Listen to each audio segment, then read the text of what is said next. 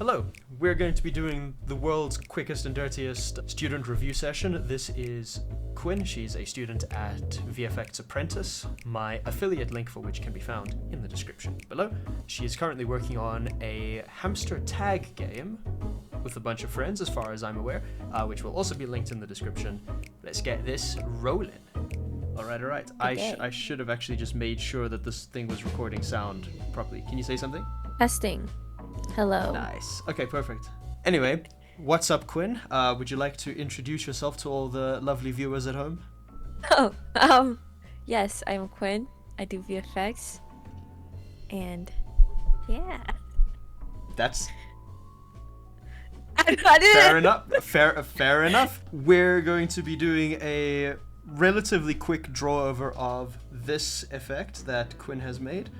Yeah, what's the story behind this? How long did it take you to make this? What is your desired result? Like, what is this effect? Yeah, I learned the hard way that you should probably plan out what you were initially going for at the beginning rather than the end, for a desired effect. Because now, at first I was like, oh, I kind of want to make a buff, but then I ended up making it very attacky, like an AoE attack effect, which I tend to do a lot. Well, you'll see this in your work as I go through this, but one of the differences between a defensive versus an attacking or an offensive effect, right, has to do with tempo and like the general speed of things, the beat, as I like to call it. One thing for buffs especially, it would be sort of like one burst that happens at the beginning and then an absorption of that energy, or the energy sort of forming and then a big beat where it like consolidates. A good example would be like shields in some games.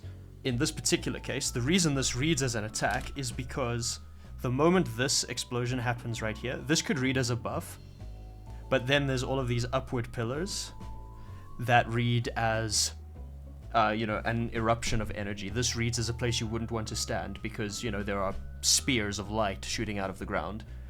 Extremely high areas of intensity here and there. This is a very, very busy area. This feels very much like an attack. Because think of it as taking up space, or like, can your character share this space? If you saw this effect.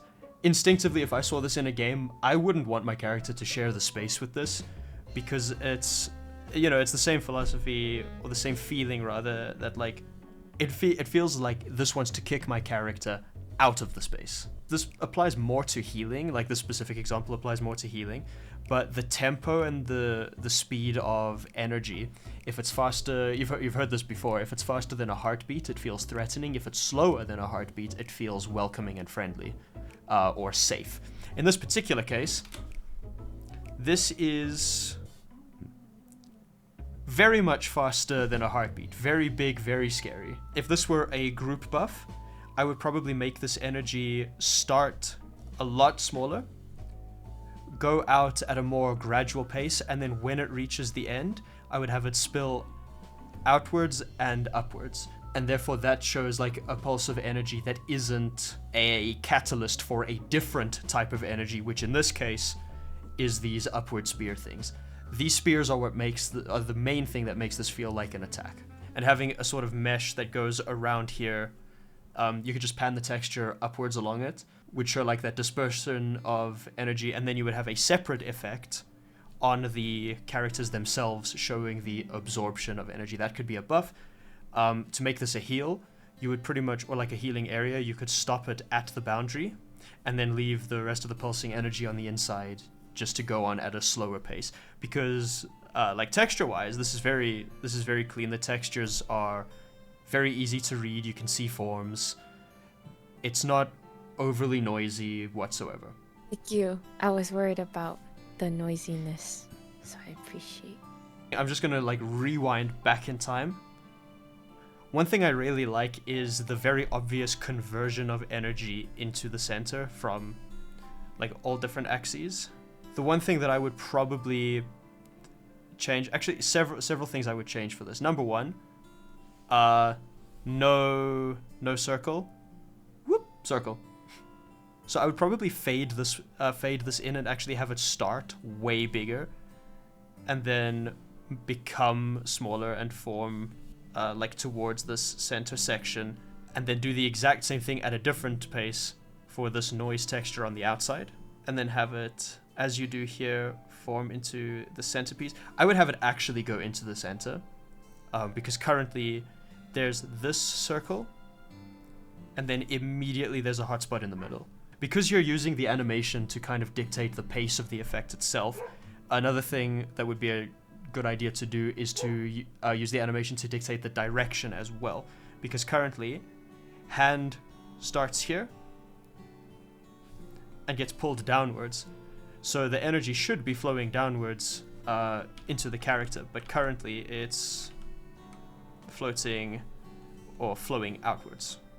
Instead of flowing with the character and interacting with the character, it's kind of this disconnect where the character is interacting with an energy that exists apart from them. So I would definitely add probably like a cylindrical-ish mesh going inwards and down to show the energy being absorbed downwards. That way you could also actually create a sort of cylinder that's squashed in the middle like this, that goes from the top of this all the way to the ground. And that way, you just pan the mask. Once timed correctly, you can then connect that energy from the top to the bottom so that this explosion doesn't appear out of nowhere. Because it does feel like an impact frame in motion. You know, there are very clearly different stages of an effect. Is this making sense so far? Yeah, thank you. Okay. The pictures are very helpful. Thank you. Another thing I would do here is I would ease things in quite a bit more. So currently it goes from 0 to hero very quickly.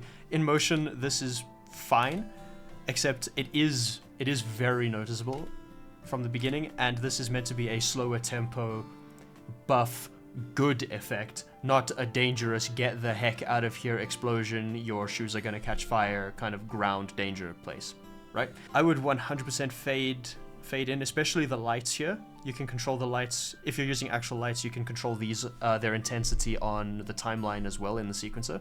You just add them in and you find their like intensity parameters and such, and you just keyframe those instead of having them just appear. For something that's done in sequencer, I would recommend not putting your lights inside the Niagara emitter just because you have less control. However, if you are doing it to practice something you would use for an actual, like in an actual game, then you would do the lights either in here or in a blueprint.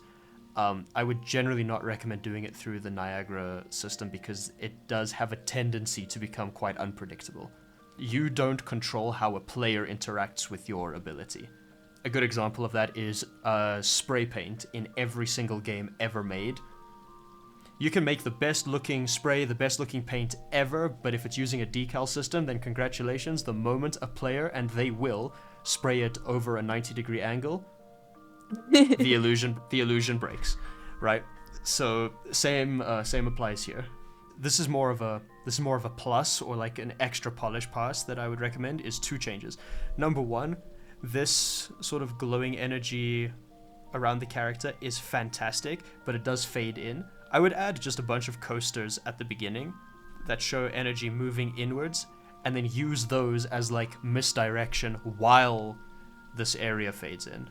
So you're doing 2 things in one go. And the next thing I would do is, because these particles are very clearly moving to the center here, they do sort of just pop out of existence. In this particular case, that's fine.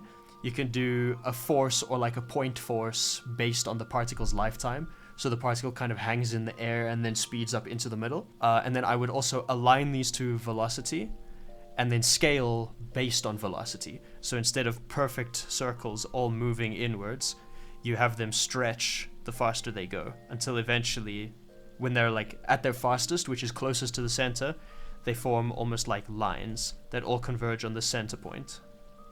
And then you're creating different like staggered areas of high energy. And then everything here, it's like it's dissipated, everything's paused, but the energy's still there. Character basically does an action for a beat, and then big explosion happens. One thing I would probably do... Yes. Oh, sorry. My bad.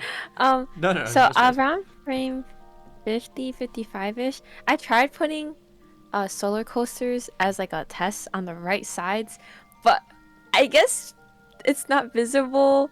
It's like slightly light. It's like, oh, maybe more. I see. Oh. Right here.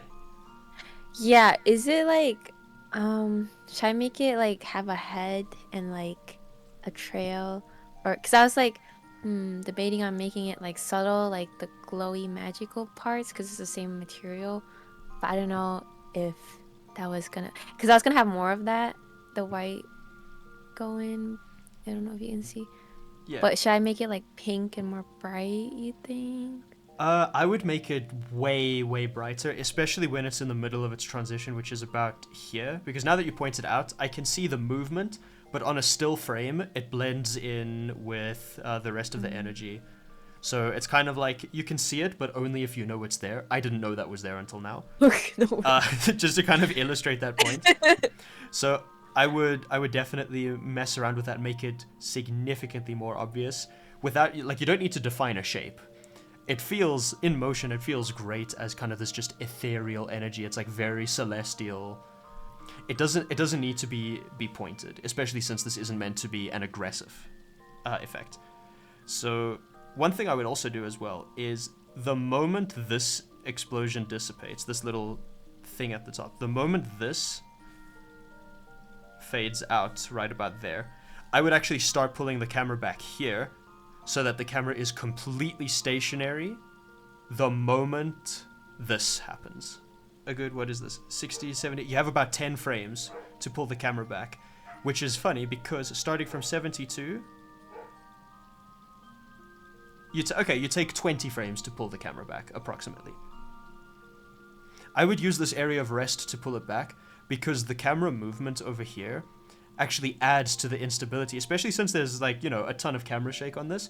It adds to the emphasis that this is a very dangerous effect, that this guy's just gone full like nuke mode. Like, you can see this part at the beginning, this reads as a buff or a charge up of an effect. I think it would read more as a buff if there was some way to show all of this energy here being transferred either into the character or downwards into an area around the character.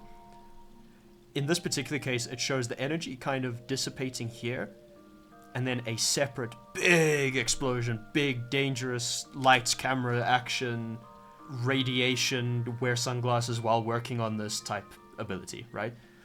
We're heading into like nitpicking territory because, goodness gracious. Because like we've gone over the main sort of technical or very, very easy to implement stuff. Everything from this point onwards is very, very nitpicky. One thing especially here is that there's this big burst and then a second burst, and this rune boundary, this ring o' runes, right, shows up about there, but the energy dissipates a little bit further out. And of course the camera moving does like make this slightly inaccurate, but I think you get my point, that the rune ring is significantly smaller in scale than the outward burst of energy, so it feels like separate elements. If you were to sort of have this energy end at a solid line, because it's currently doing that naturally, it's ending at a relatively uniform, less distorted line, like a ring. If you make that ring match the point in time or the point in space that your other decal is going to spawn in at, you can have that decal spawn and kind of be justified by that burst of energy. You can have one become the other instead of one happen and then the other happens. Not sure what this is. I'm assuming this is like a cylinder that you're using the y-axis to make a glow. Am I correct? Yeah, it's like a funnel rather than cylinder, so it's like a tapered at the bottom, like smaller radius at the bottom. I do quite like that. It actually it feels quite good. I would have this I would just slow down the tempo of this whole thing, to be perfectly honest with you. So like instead of flashing in, I would have it form in and then kind of disperse out or fade out slowly, because the tempo and the beat of this thing is the main thing, as well as the fact that these are very sharp shapes. Feels kind of like, I would imagine this is what it feels like to have a glass shard shooting up out of the ground. So like the shape of these is very, very sharp, angular, and aggressive, as well as the way they spawn. You've seen like Indiana Jones, whenever there's a spike in a temple, the spear shoots out of the ground. It doesn't do so like slowly. No, that thing shoots up. Kind of like these guys. One way that you could potentially like repurpose those spikes is to have them do pretty much exactly what they're doing, but play backwards at this section, all forming into the center. Because that way it could emphasize, or it could message to the player that this person is now absorbing the damage that's been done and then using it to create a buff. Think of it like a delayed thorns enchantment from Minecraft, right? Instead of damaging the player that damages you, you take the damage that they've done to you, you turn it into the power or damage to be done in return. Last nitpick for the day. I would not fade this out. You have a ton of textures to work with. I would erode this. And one way you can erode this very easily, so when it goes into your shader, you have opacity out, and then you have your opacity coming from the particle, right? You would have these things connected together. So you would have your erosion texture, and then from a dynamic parameter, you would have a range that goes from -1 to 1. -1 is fully opaque, +1 is fully transparent. And then you would subtract that number from the erosion texture, SAT, saturate.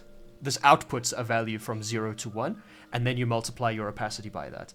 And what that's going to do is it gives you a way to erode a texture without having to, use like dot product or power or anything like that. It's purely an erosion of this texture. And because the value of the dynamic parameter goes from -1 to 1, the moment it goes into the negatives, it's adding to the opacity, which means that you can have this black and white texture that can also be fully opaque. Because if you just multiply this black and white texture by your opacity, it will naturally, of course, have areas of opacity and areas of transparency. You create this thing, and then you just attach it before your final opacity. I know I've drawn this in a very funky way, but does this make sense? I think so. Otherwise, I think we're pretty much done with this drawing. I will save and send this to you. So, an example in this particular effect, do you see how the energy moving in and this energy moving out, it's very easy to see. So one of the reasons it's easy to see is just because of how the shockwave itself works, how this material works. It's an incredibly opaque texture that's just being wrapped around the UVs, so vector to radial value. Make sure to add 0.5 if you're using the regular texture coordinates. If you leave this section undone, then you don't have to add anything. I recommend, however, doing this because then you can get DDX and DDY, which is how you avoid that seam on the side of radial textures. I'm sure you know which seam I'm talking about. Then what I'm doing is I'm just subtracting a tiny kind of spark in the center. That's rather what gets rid of the convergence right at that center. And then I have two other ones outwards. One over here to erode it very, very rapidly as it gets to the edges. And then finally, this texture over here, which is just like a general intensity controller for the outer edges. I wouldn't recommend using that entirely for production. I would recommend replacing every single one of these with something like a radial gradient, or like one texture that has different embedded values in it, and then you just use a threshold. I would recommend using that rather for production because that's more optimized than this. This is very quick and dirty, but it gets the point across. Depth fade as well, purely because it is the greatest crutch ever for throwing something transparent into your scene. The ability to add, it's literally a one-click, don't clip through anything button. And it's like my favorite thing ever. To the point that nearly every single thing in the scene has it, especially the smoke elements. Otherwise, they would just clip through the ground. Another thing I would definitely throw on 90% of the time to radial elements, if they are mesh-based. If they're card-based, sorry, I should preface. If the card is camera-facing, then you can ignore Fresnel completely. If the card is not camera-facing, I recommend throwing on a Fresnel. And generally, the values that I just use for Fresnel to get it looking very clean is to drop this value to 0 and drop this one, or keep this exponent in between 1 and 5. 5 is going to give you the hardest edge out of all of them, with 1 being very gradual. But I find, especially for fake volumetric stuff like this smoke, which is actually just a torus with a shader on it, it works quite well. So in this case it's using 2. You can see how soft that edge is without disappearing completely. If I take this to 1, it's now softer. If I take this higher, it becomes a harder edge. So I generally keep it between 1 and 5. Translucent eye adaptation. You can ignore this section at the end. I just created this to make my own life slightly easier. We're going to have this be the opacity, and then we're just going to lerp between, let's say, like green and like bluish for the emission color.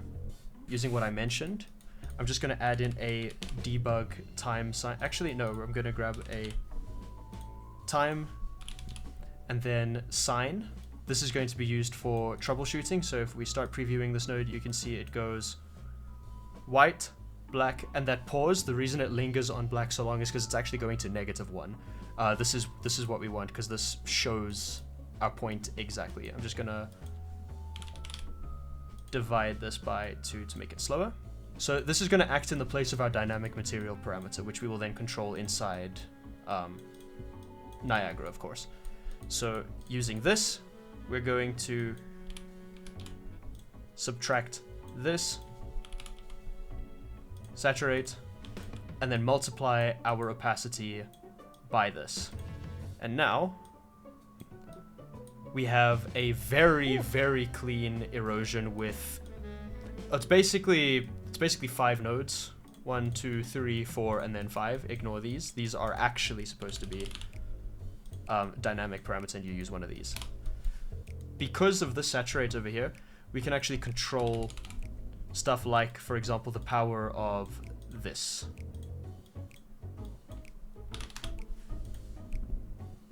So like when constructing master materials and that sort of thing, it makes it incredibly easy to just drag and drop stuff. That is how you get incredibly quick erosion on anything. And needless to say, by the way, this is something that I use all the time, especially with sword slashes or any sort of quick effect. Because if I do this, right, component mask, this actually does work on axes as well. So if I were making a sword slash, for example, I would have 2 of these, 2 separate ones of these, and then I would have 2 dynamic parameters, one for it to erode in very quickly, and then another one for it to erode out. And then I would move the texture on the inside to give it extra movement. But that way, instead of having the sword slash mesh, and then the texture of the sword kind of just like whoop into frame, I would have that texture already be there.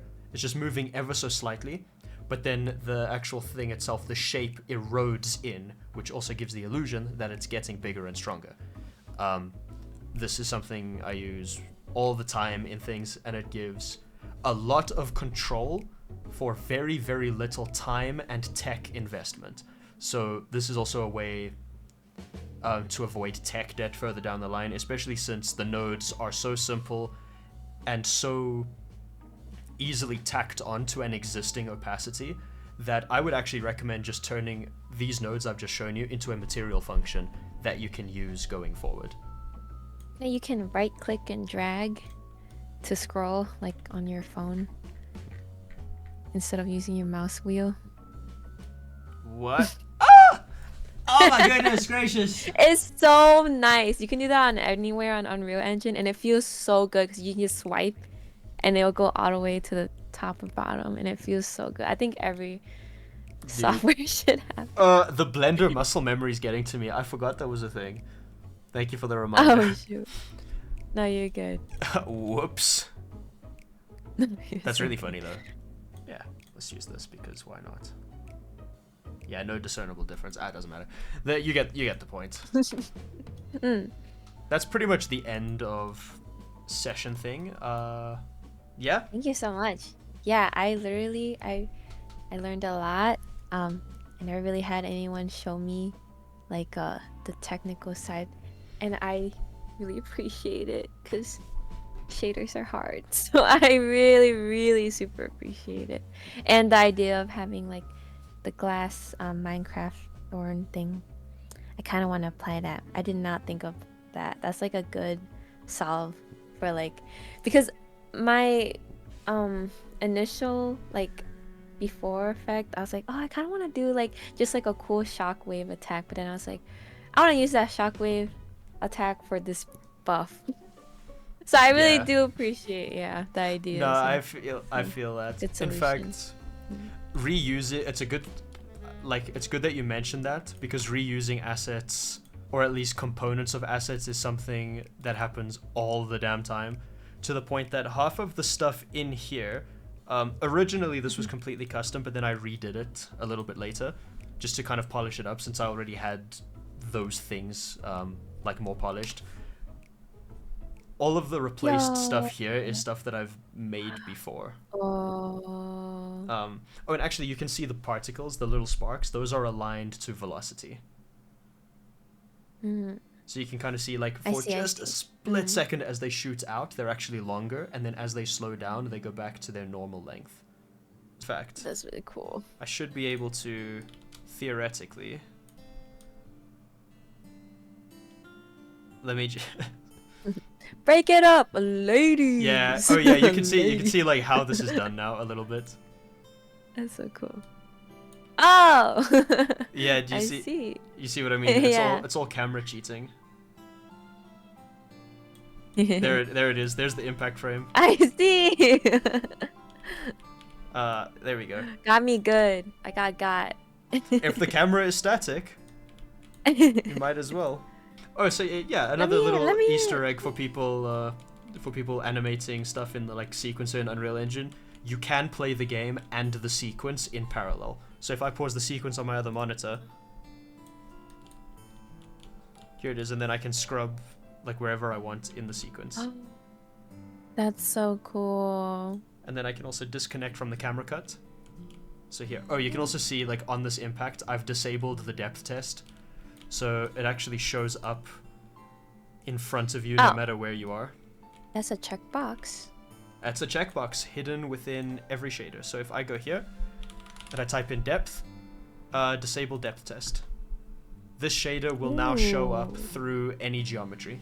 You could fake an impact frame by just lowering adding a post-process volume that lowers the overall like exposure of your entire screen, and then just spawning a ton of ridiculously bright sprites that have no depth test in a radius, so it creates the illusion of depth while still rendering in front of everything else. So that's a little bit of a cheat code. I don't feel... It doesn't sound like it would be very expensive, but it's not very elegant either. But for like blocking stuff in, as far as gameplay is concerned, it could be a very quick and dirty solution. For production, I would not do that, especially not for... If you're doing something in sequencer, I would recommend just adding the post-process volume and then controlling parameters in it from the sequencer, because you have the ability to do that, so you might as well. Have you ever heard of the most optimized way to do impact frames so far? I've been, curious. I would imagine the most optimized way is probably to just draw one and then have that impact frame play as like a very low fidelity sprite sheet, because you can use screen UVs. Actually, no, I lied. That doesn't sound very optimized. It does sound elegant though, and very art directed. And then you would just have like a blueprint spawn that, play the whole sequence, and then end. So that could be a shout. Another way is to just do all of it in scene rather than in camera. As the saying goes regarding VFX, it depends. Yeah, we're pretty much done. Excellent work on the sequence, Quynh. Can't wait to see what you do with it. I hope you guys enjoyed, of course. Leave a comment if you learned anything from this, and if you make stuff like this, let me know. I would love to see it. This is where you can find me on Twitter and pretty much everywhere else. I shall see you next time.